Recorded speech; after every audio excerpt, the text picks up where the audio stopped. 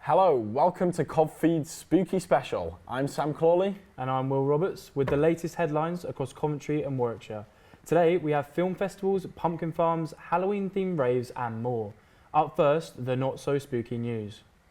The UK's medicines regulator has made the world's biggest ever seize of fake weight loss jabs. More than 2,000 counterfeit injections were found during a raid in Northampton. The jabs, designed to mimic prescription drugs like Manjaro, contain unregulated and potentially dangerous ingredients. Officials say the operation has prevented thousands of illegal products from reaching the public, warning anyone buying injections online to check they're from a licensed pharmacy.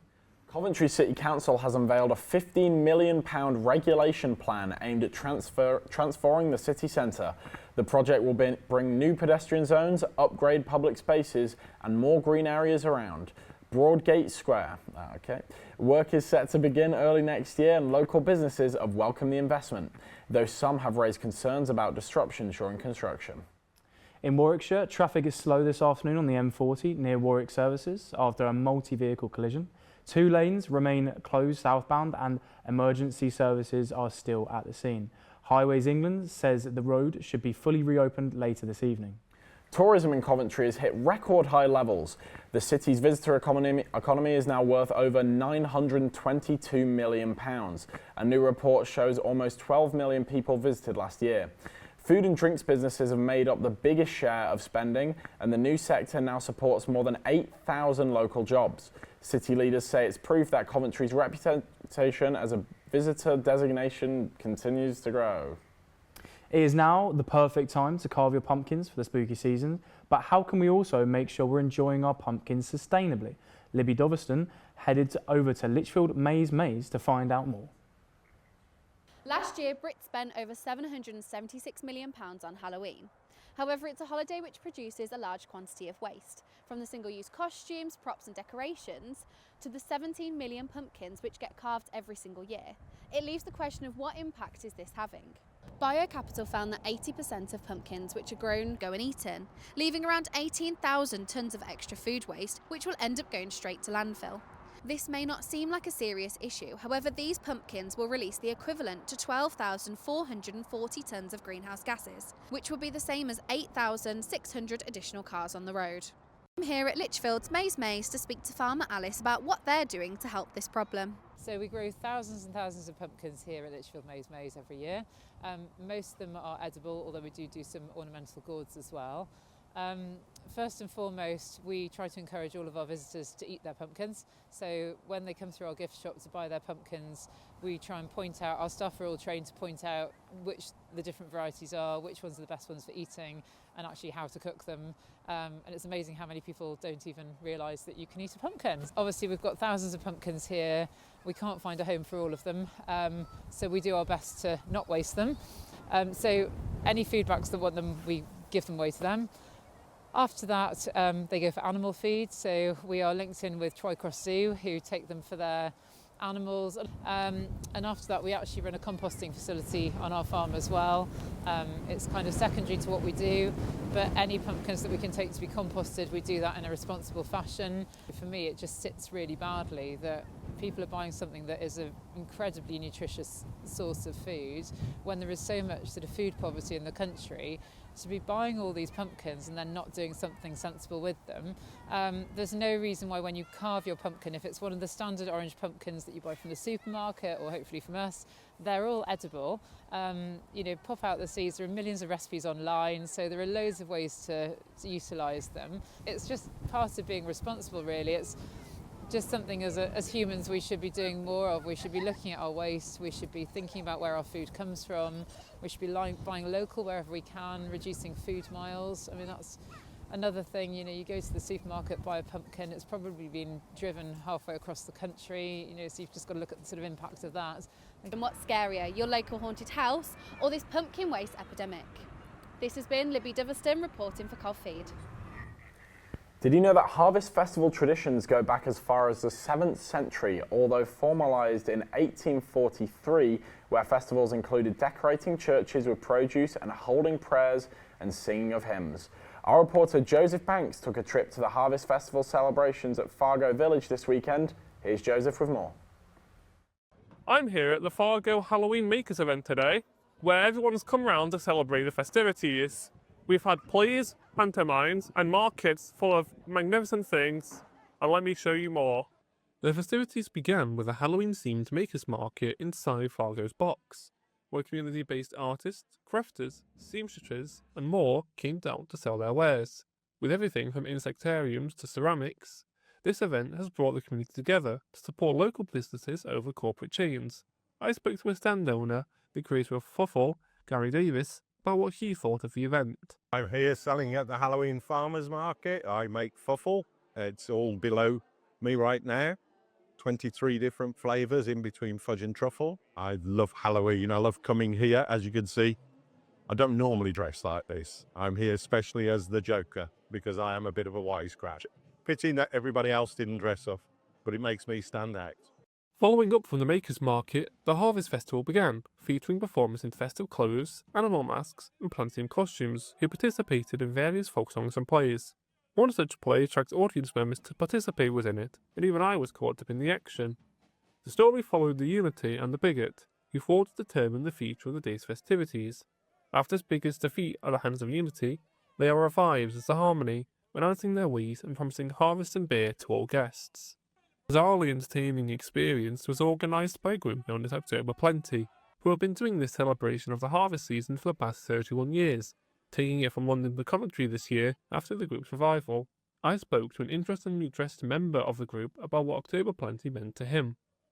We stripped the Corn Queen.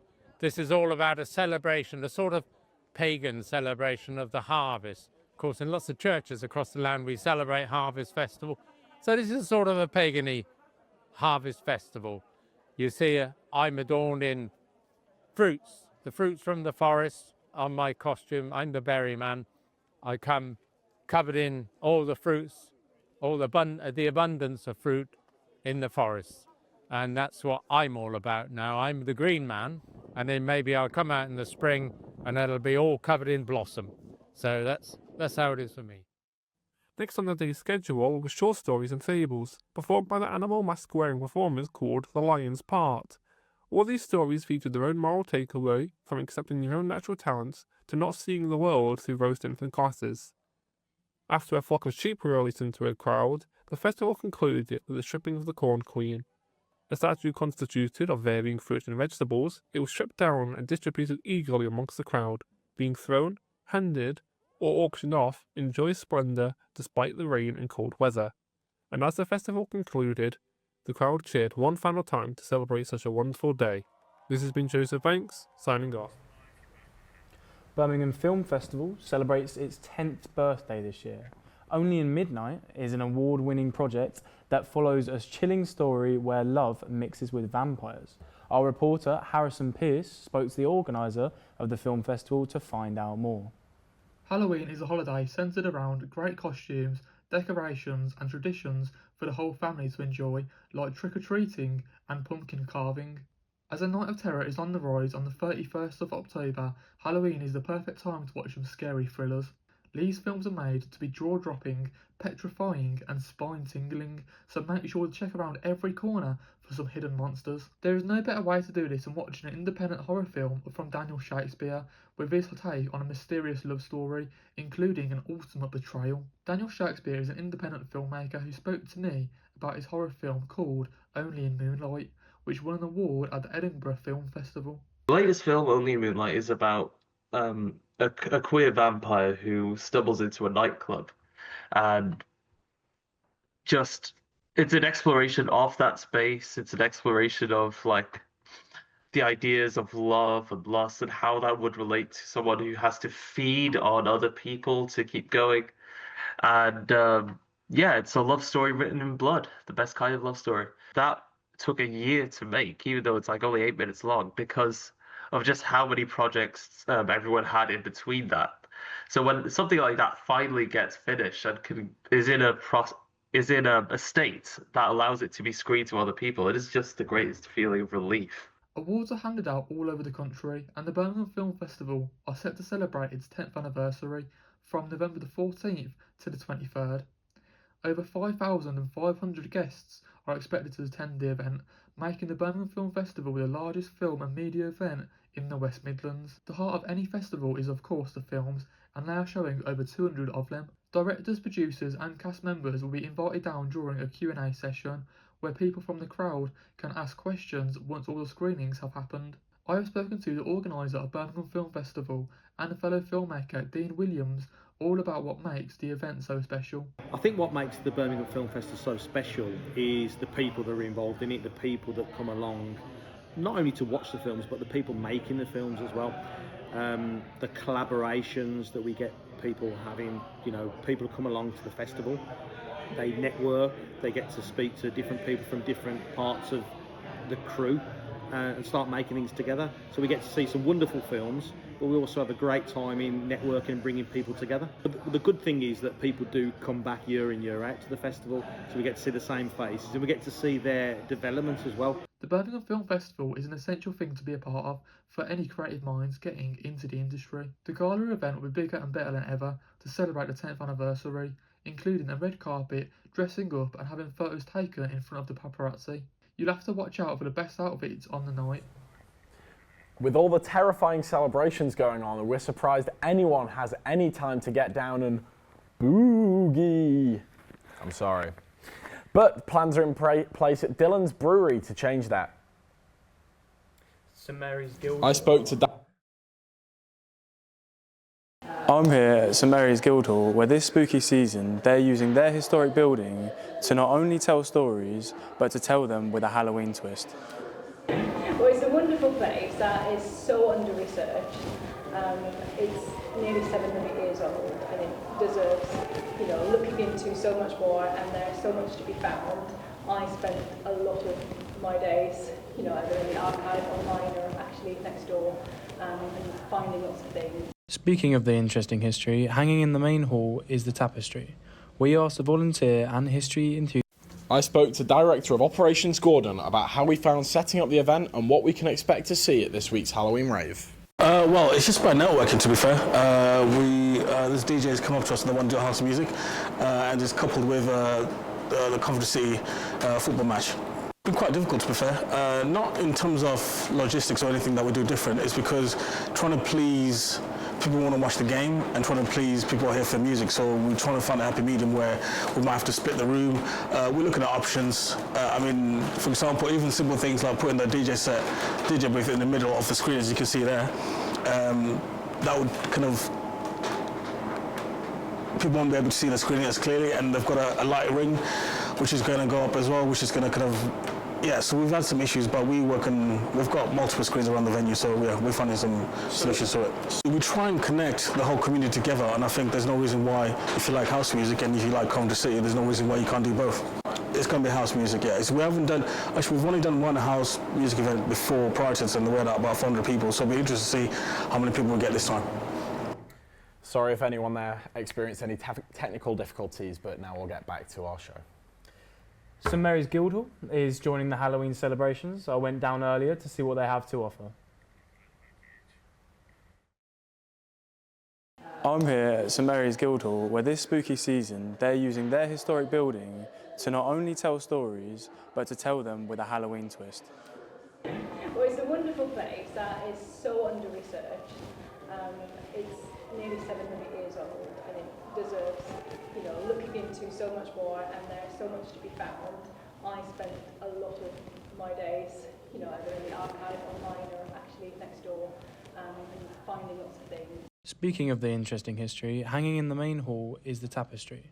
We asked a volunteer and history enthusiast, Chris, about the significance of it. Been here for 500 years, the oldest in the country that's hanging in the place that it was originally designed for.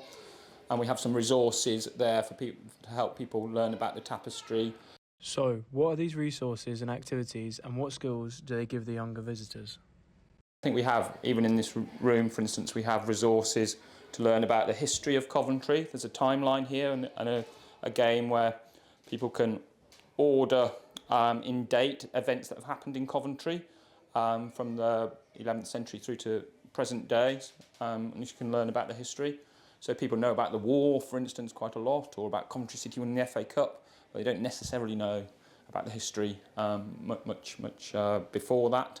So that's great. Similar activity in room next door, learning about the laws that were made in Coventry in the 14th and 15th century.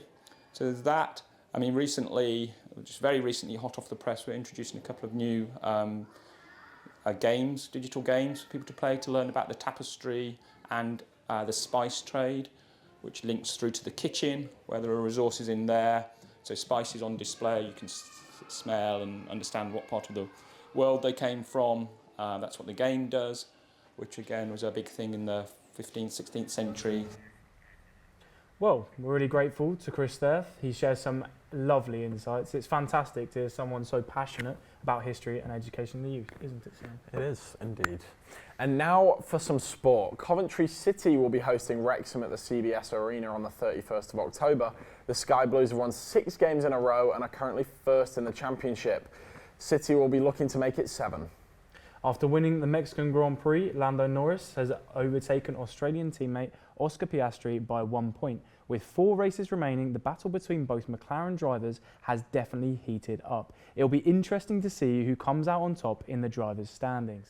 Fabio Wardley pulled off a huge upset to wreck Joseph Parker's dreams of becoming a 2-weight world champion. The British boxer has put himself in a position for a shot at undisputed champion Alexander Usyk later this year. Coventry Rugby Stars are nursing their wounds this week after recently losing 36-63 to Ealing Trailfinders. Coventry will be hoping to bounce back in their next match against Richmond on the 1st of November. Heading over to George with the weather. George, will you be needing umbrellas when we go over out trick-or-treating this weekend? Unfortunately, there might be a little bit of rain. It's just after 3 in Coventry and Warwickshire, and it's mostly cloudy right now, around 12 degrees, and with a few light showers drifting through. You'll still need to hold on to your toupees though, as extreme winds continue into the evening. Tomorrow looks brighter and milder, with highs nearing 14 degrees and sunshine with gusts of wind still. That's all we have time for. No need to boo-hoo though. I'm sorry again.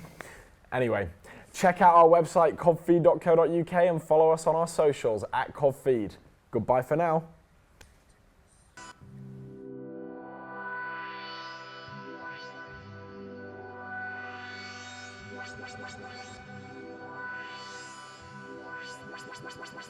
Wow.